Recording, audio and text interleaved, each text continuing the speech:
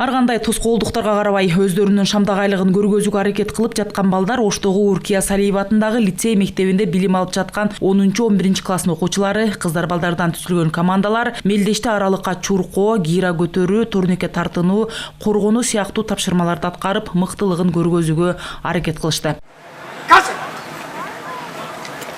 Окуучулардан түзүлгөн командалар баары кызуу даярдыкта келгени байкалып турду. Айтымдарында мектепте аскерге чейинки даярдык сабагы болгондуктан көпчүлүгүнө атайын даярдыктан өтүү жана андагы талаптарды аткаруу кыйын болгон эмес. Тескерисинче өздөрүнүн дене даярдыгын сынап көрүп, аскердик каша жасаганга сыймыктанышты.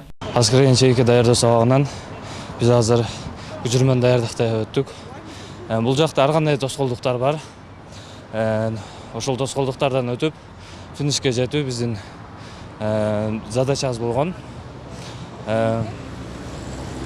Мындай, эми биз эркек балдар үчүн орточода бул мындай физикалык жактан кичине өзүбүздү кичине өркүнөтүү үчүн машыгууларды өткөрөбүз. Согуш учурундагы биздин ата-бабаларыбыздын кандай күндө жашаган, кандай тамактанышкан, кандай турмушту башынан кечирген, ушулардын баарын жон терибиз менен сезүү үчүн дагы биз ушул жолдордон өтөбүз.